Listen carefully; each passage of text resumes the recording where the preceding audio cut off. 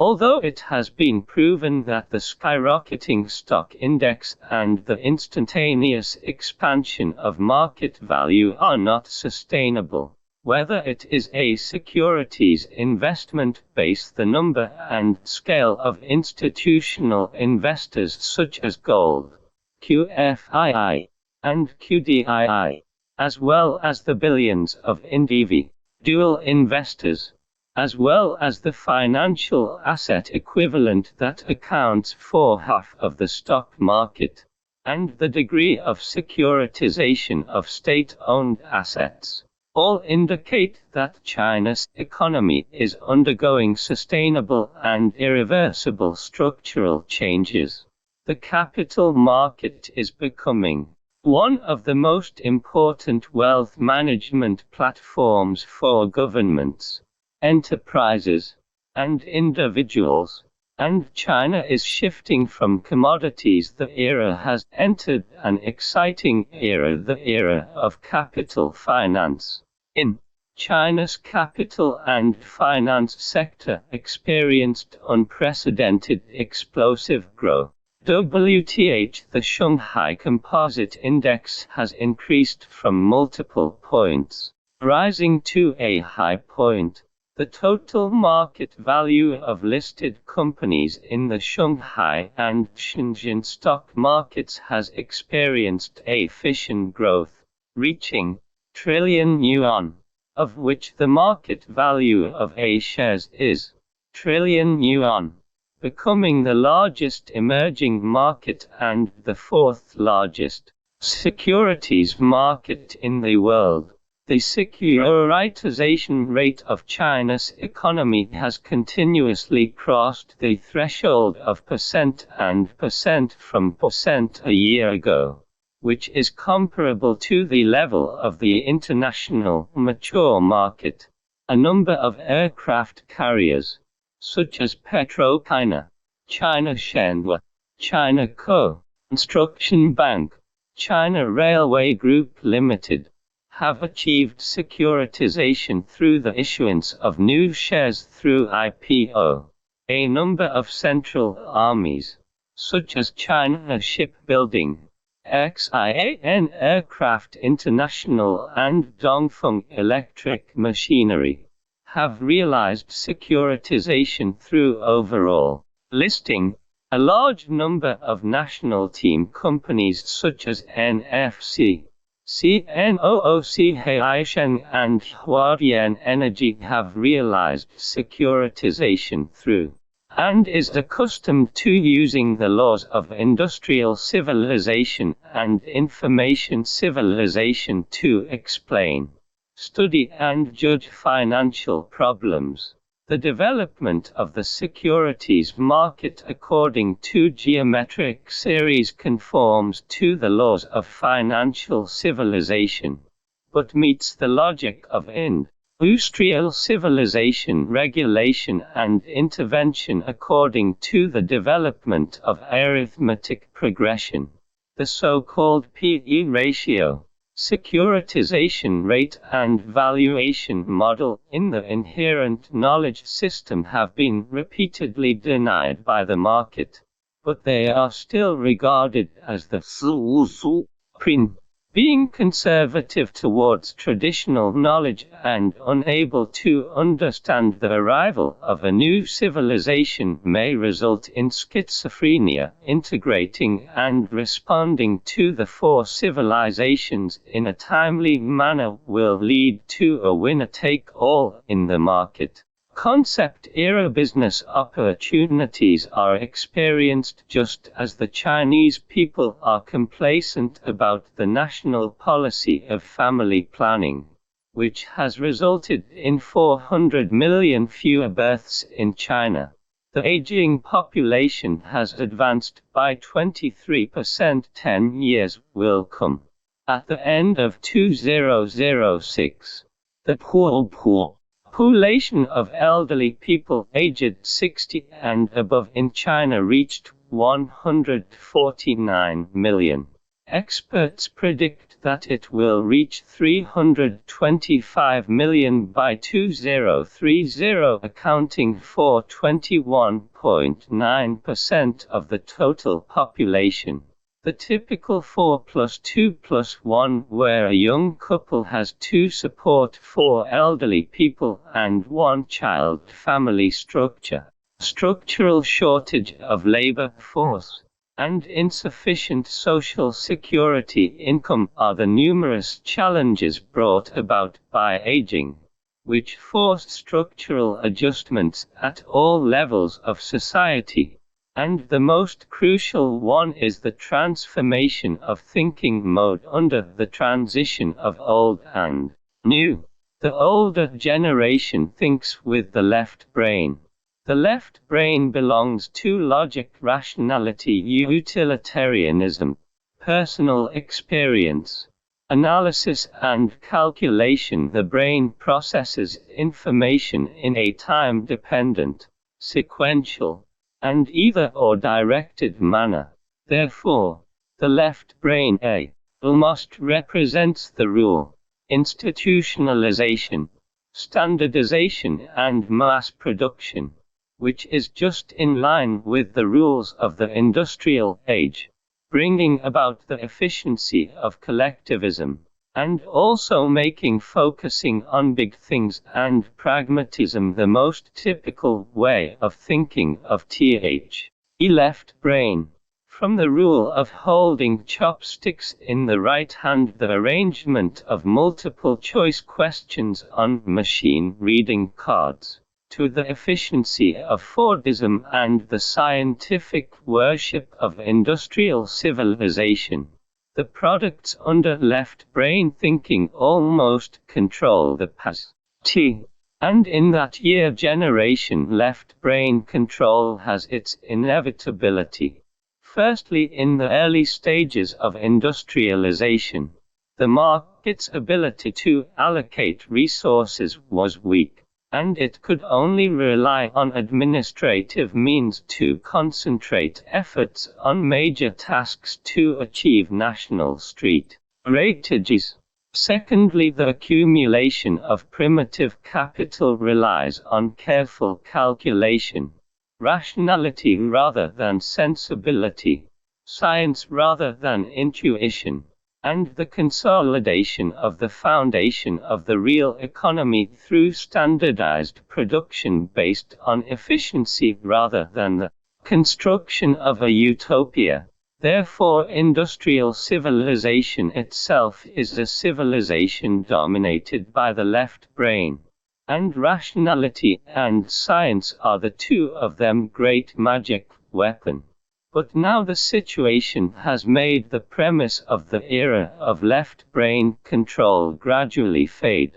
Firstly, see computerization, miniaturization, the dual-track system of market price and planned price, but a split strategy of opening prices while providing targeted subsidies. Although the relevant departments are still hanging on CPI and extremely sensitive to indicators, the use of administrative force to force down prices has gradually been falsified by the market, and all parties are forced to accept reality through market lessons. It will be a matter of time before prices are relaxed. But this is not to say that opening up is as simple as opening up. It requires the maturity of various conditions such as timing, policies, and situation. This will be a gradual process.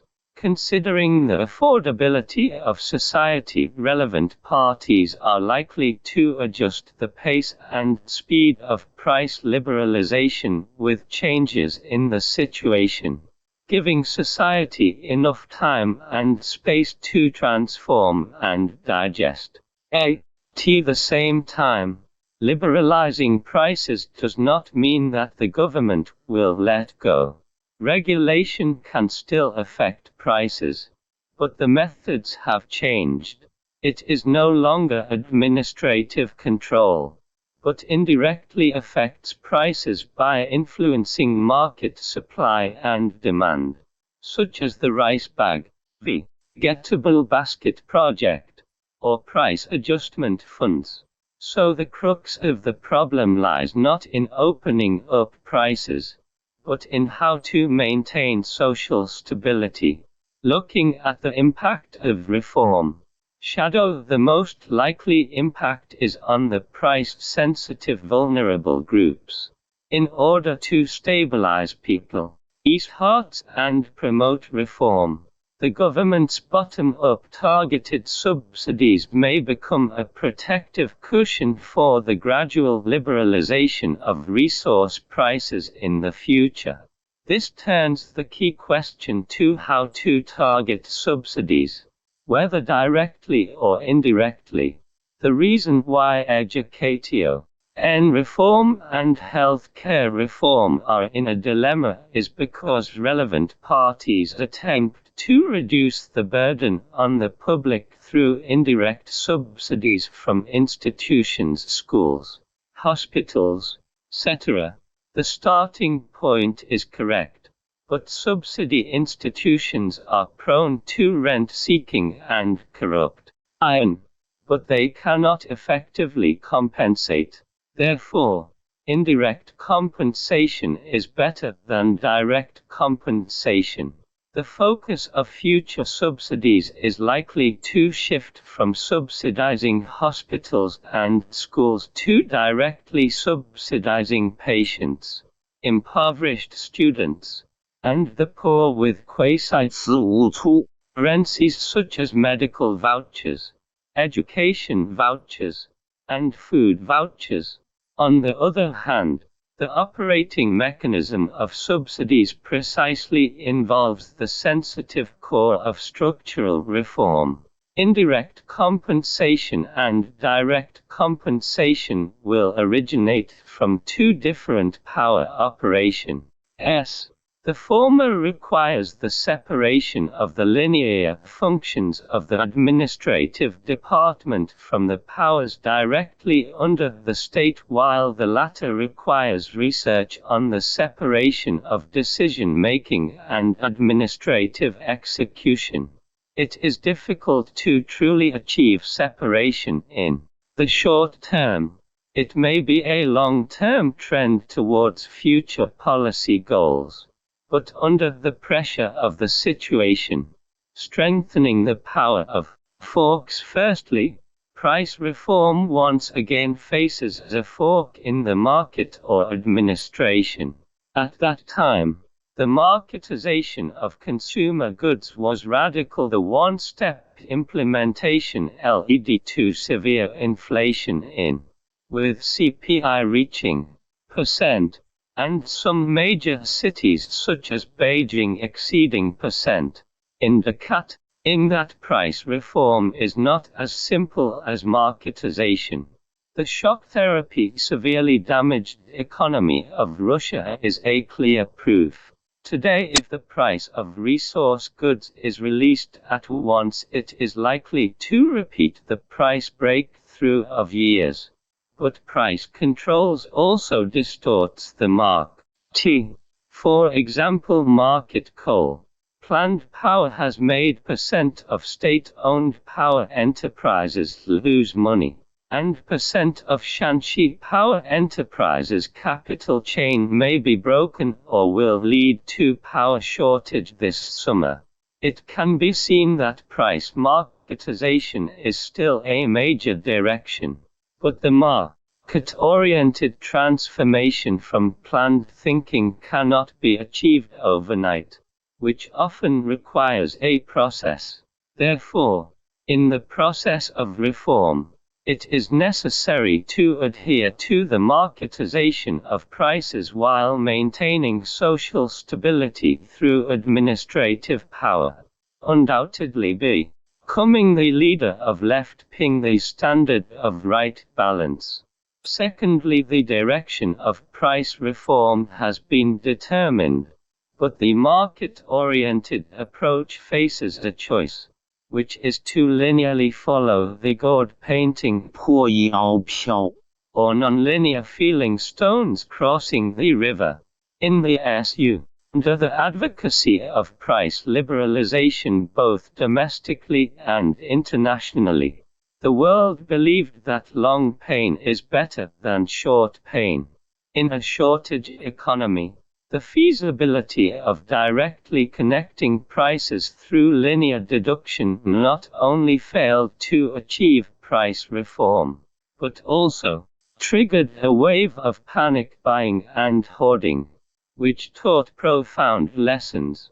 But this attempt precisely proves that Western medicine cannot cure all diseases, and the linear approach is not suitable for China's atypical, high complexity, and multi-drop national conditions. The reason why we were able to overcome the dilemma of consumer goods reform back then was still due to the dual-track system that can simultaneously balance history and development. This non-linear innovation is a dual-track system on an incremental basis, gradually rewriting the price mechanism through price liberalization in the production field. In fact, this integration under the shortage economy has been undergoing twists and pains until the economy shifted from shortage to surplus and it was only then that it was natural and normal to connect.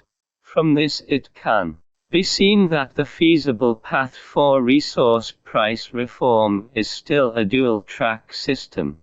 But this dual-track system is not the same as in the previous market. Entertainment, mobile TV and online gaming competitions have emerged one after another. And even the Second Life allows people to live an alternative life, which is a product of young people's right-brainedness. Moreover, the right brain's counteraction and subversion of the left brain have already appeared. The separation of the real and virtual economy allows stock prices to no longer rely on physical performance but instead on imaginative space. Whoever has a good story can control expectations, and the stock price rises quickly. The emergence of Google culture, with its casual and entertaining work culture, calls for freedom to play and emphasizes entertainment. Feeling and wasting time correctly have instead become manifestations of efficiency. And such things precisely indicate the expansion of the development space of the right brain. Continuing like this, the focus of the future will clearly shift from left brain to right brain. But this does not mean left brain. The brain will be abandoned. Practice is the only criterion for testing truth, and science is the primary productive force are still unchanging truths. Left-handed thinking methods such as logic and calculation are still in use, but the variables that affect the situation increase, and factors interact with each other. In addition, the weight of uncertainty factors such as expectations increases. As reform enters the deep water zone, scientific and rational thinking frameworks are actually constrained. Jumping out of the frame with right brain thinking may be more practical. Therefore, the two tractive forces of the aging left brain and the youth right brain are likely to launch a tug of war, so that the problem is no longer a multiple choice that is either left or right, and the solution will also become the middle way of both left and right and neither left nor right. This shift in mindset will drive turbulence at all levels of society, rapidly pulling society into a new era of business opportunities. On the one hand, as the focus of future society shifts from the left brain to the right brain, from rationality to sensibility, from technology to emotion, from the switch from efficiency to satisfaction will also shift the requirements for goods from functionality to ethics, from usefulness to entertainment, from one-way to interactive, and from material to spiritual. This change is not perceived through abstract thinking or rigid mode operations, but rather through personal experience and self-exploration. Free trials, free tasting, interactive AIs for home appliances, and sample rooms are gradually making experiential consumption mainstream, and online experiential marketing has enabled the domestic trial customer base to exceed 3 million. The comprehensive emergence of the experience economy indicates that the